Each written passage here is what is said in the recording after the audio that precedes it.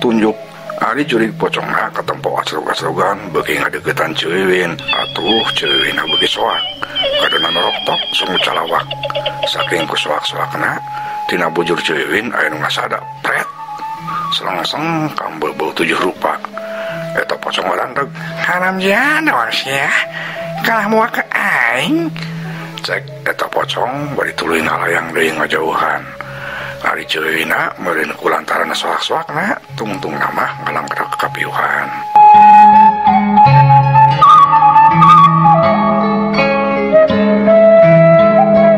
Di sejen pihak Nimas Anah masih keneh ngajanteng hareupeun panto tua kampung. Budar gedor kana panto tapi tetep teu aya nu nembalan. "Patua, buka pantona Patua. Ieu kuring tulungan tiris." Cek Nimas Anah bari terus ngagedoran panto teu eureun-eureun. Tapi tetep bae di jero teh teu aya nu nembalan. Tetep bae belag-brig-brug kos tadi lantaran tua kampung jeung nu sejenna beuki silih tubruk sieun ku Nimas Anah jeung Ceuwin anu disangka nama jurig. Nimas Anah tangtungna ambekeun ngagedoran ieu panto beuki tarik. "Patua, palebe, Pak RT, buka pantona. Kuring ieu mah lain jurig, kuring Nimas Anah." Cek Nimas Anah, ari ngadenge kitu mah tua kampung jeung nu sejenna anu keur silih tubruk teh eureun. Palebe. Heuning cenah eta mah lain jurig tapi Nimas Anah cenah. Cek tua kampung hareosan ka palebe. "Bohong Patua, ulah katipu. Eta mah bener pasina ge jurig.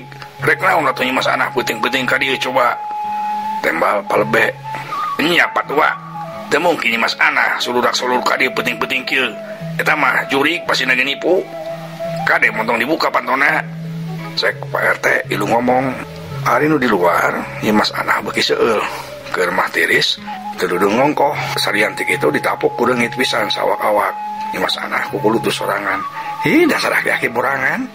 Teu era-era ku umur jeung pangkat kalah ngadon patubruk-tubruk. Aing disangka jurig."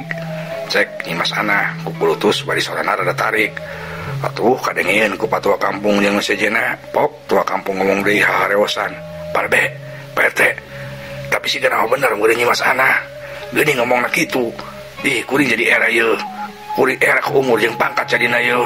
Cek tua kampung, "Nya Patua, kuring jadi era ari ngadenge kitu mah. Heueuh kapan urang teh geus karolot.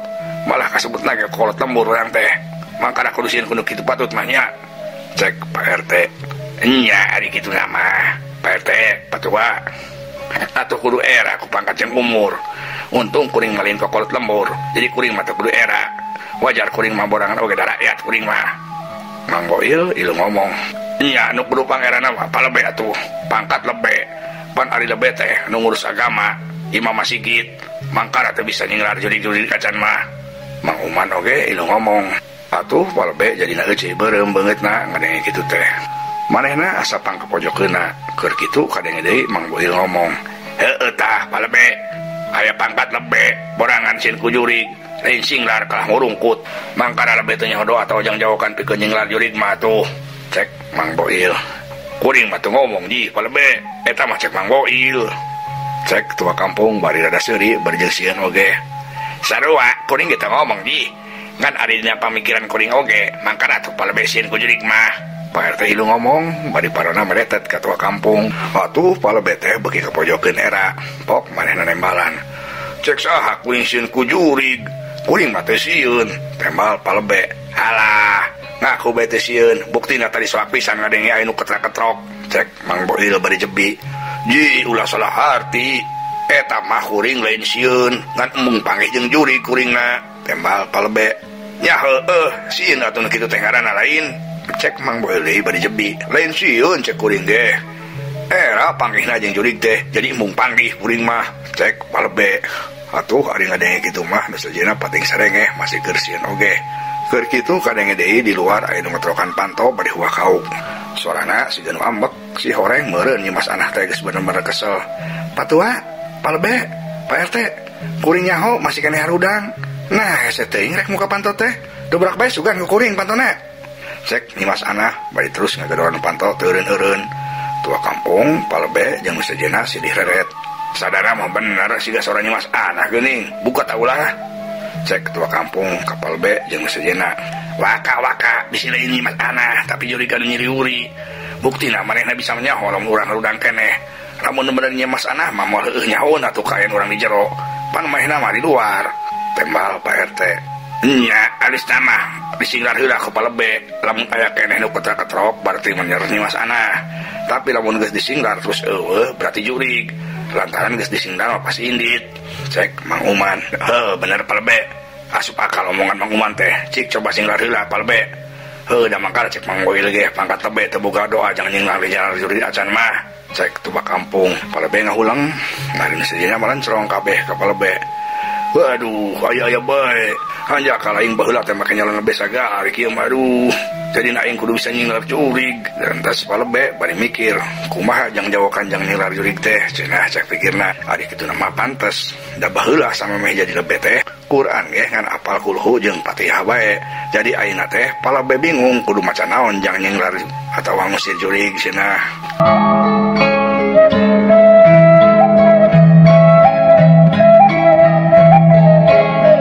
Hari di luar imah Nyi Mas Anah beuki kesel jeung keung. Geus ngetrokan pantau sababaraha kali tapi tetep bae nu muka pantau. Keur mah ceuwin anu tadi nguliwat ka pipir can balik keneh bae.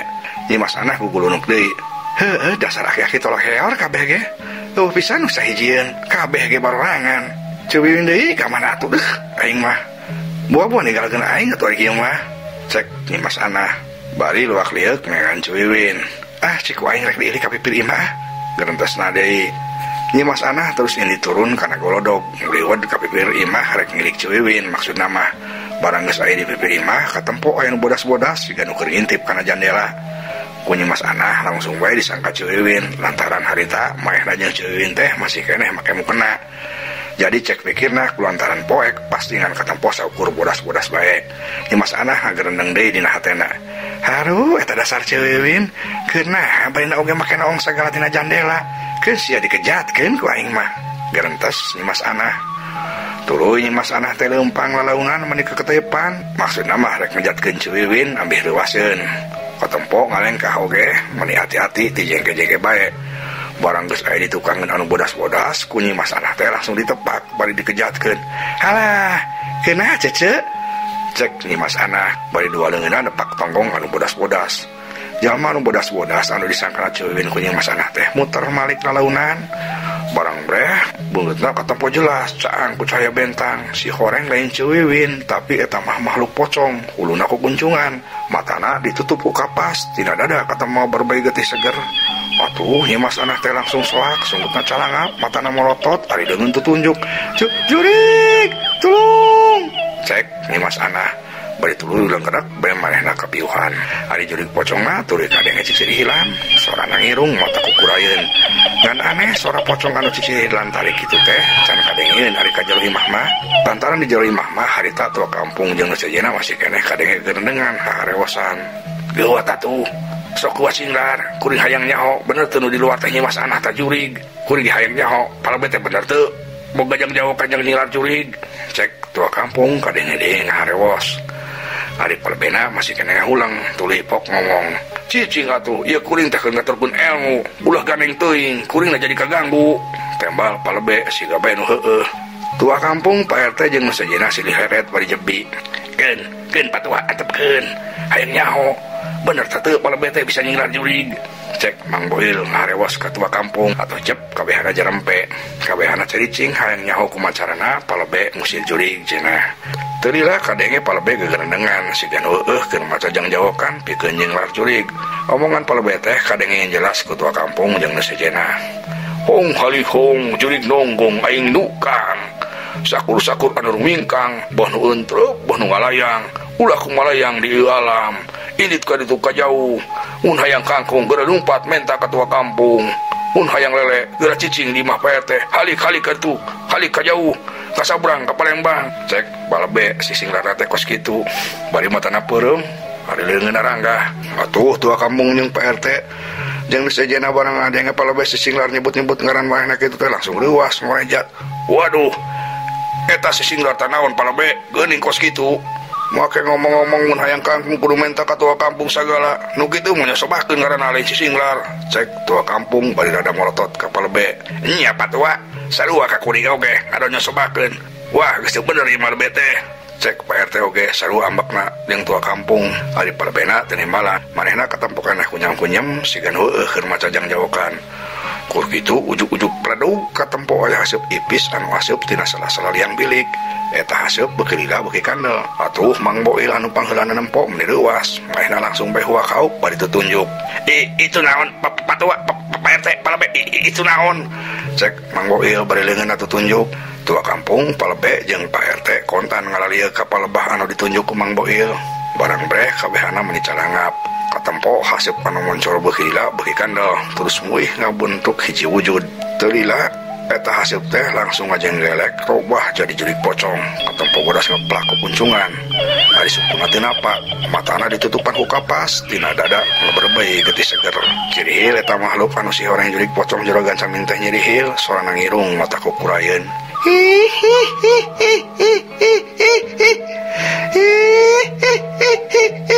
Kenapa haun sia maneh manusia nasi akan nyinglar segala kangaing. Cek ridiwa juragan samin. Atuh patua kampung palebay jeung sejenna meni ngayak-yak sungutna kabeh cara lawak tuur karasa leuleus. Rek ngajerit teu bisa ngan saukur bulu babelebeb teu puguh. Komo palebay mah ngan saukur leungeunna bae ranggah sungutna ngangah. Siga bae budak bolon anu rek menta diais ka indungna. Nempok kayan kitu ridiwa pocong juragan samin beuki cicirihilan tarik siga nu bungah. Tuluy eta pocong teh muter ka kalayangan nguldingan palebe jeung sejenna. Atuh kabehana beuki soak bae. Malah teu sirikna kabehana oge meuni wer-weran kiih dina calana. Atuh sigana ku jurik pocong teh kaambe meuni bau pengar. Reg jurik pocong anu keur ngalayang puputran teh ngadadak eureun, tuluy nyarekan siga nu ambek. Kurang ajar sia. Dasar kolot-kolot telok heor. Telok-telok karang jada was sia. Sia kabehan kalah ngadon ngember harepeun ngaing. Bau jadi sia. Dihakan sia ku aing ngata-ngata. Kadenge jurik pocong teh ngomongna siga nu ambek. Ari palebe jeung sejenna mah teu bisa nyora deui. Meureun bakat tingku soak. Sedengkeun jurik pocongna ketempo ngalayang siga nu rek nyamber kana awak tua kampung. Atuh tua kampung beuki soak bari calangap. Tulung cek tua kampung bari terus manana peureum geus asa gep bae rarasaan tua kampung mah asa geus dicekek ku jurik pocong.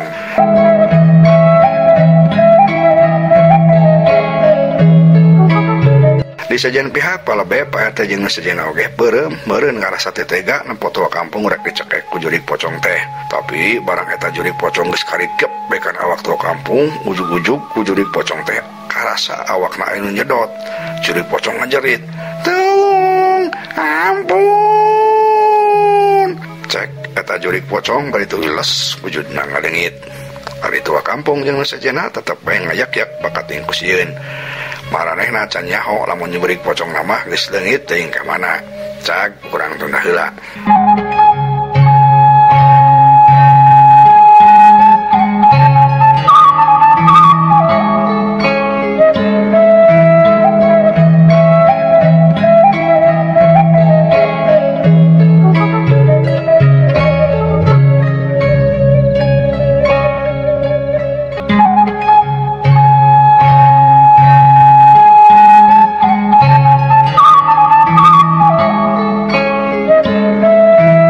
Si horeng kajadian miresna jurik pocong juragan samin ti mah tua kampung teh sawaktu pisan jeung kajadian si Bugel jeung si Cungkring anu geus hasil nyokot boeh tina jero kuburan teh.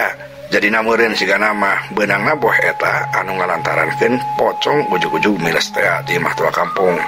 Buktina pocong juragan samin teh langsung wih ngalayang balik deui ka astana. Kajadianna dituturkeun ku suara angin anu ngagelebug jeung suara anjing anu babaung. Atuh si Bugel jeung si Cungkring teh meuli leuwas. Kakak, ieu boehna geus beunang. Tetapi eta aya suara angin anu ngagelebug kakak. Aya suara anjing anu babaung. Sikana jurik dari sebalik deui ka dieu kakak. Cek si Cungkring bari nyeklan boeh. Di sejeun pihak si Bugel age leuwas. Sigana lamun tempat eta caang pasti katempo si Bugel teh beungeutna bias. Heueuh geuning Cungkring. Sigana ridiwa teh geus rek balik deui ka dieu Cungkring. Hayu guat kabur. Cek si Bugel bari tuluy maehna mah miheulaan ngabelecet kabur. Si Cungkring leuwas ditinggalkeun kitu teh ku si Bugel. Kakak, tungguan atuh. Ulah ninggalkeun uing kakak. Cek si Cungkring bari buru-buru hanjat ti bubur anjat tina jero kuburan. Tuluy ngabelecet lumpat nuturkeun si Bugel. Ngan hanjakal kulantaran poek jadina si Bugel jeung si Cungkring teh lumpatna papalingpang. Ari si Bugel ka kenca, si Cungkring ka katuhu. Tungtung nama dua nana papisah jauh. Tengendak lila, ti si Bugel jeung si Cungkring kalabur, kadenge sora anu jejeritan di Jomantara, muru kana kuburan Juragan Samin anu ayeuna geus molongpong tapak ngaguar. Sora jejeritan tuluy disusul ku sora anu seuring ngabawa katakan. Hiuk angin ngegelebuk mulai tarik pisan. Kalayang katempo aya makhluk bodas anu kakalayangan di Jomantara, plus masuk kana jero kuburan anu geus copong. Si horeng makhluk bodas-bodas anu ragrag kana jero kuburan teh riwa Juragan Samin. Tapi teu lila eta makhluk anu geus abus kana jero kuburan teh balik deui hiber ka luhur. Kadenge eta makhluk susumbar siga nu ambek. Kurang ajar sia. Saha anu wani maling baju aing? Cek eta makhluk bari terus puputeran di awang-awang. Teu lila eta makhluk tuluy hiber jauh muru ka palebah si Bugel jeung si Cungkring anu kalabur.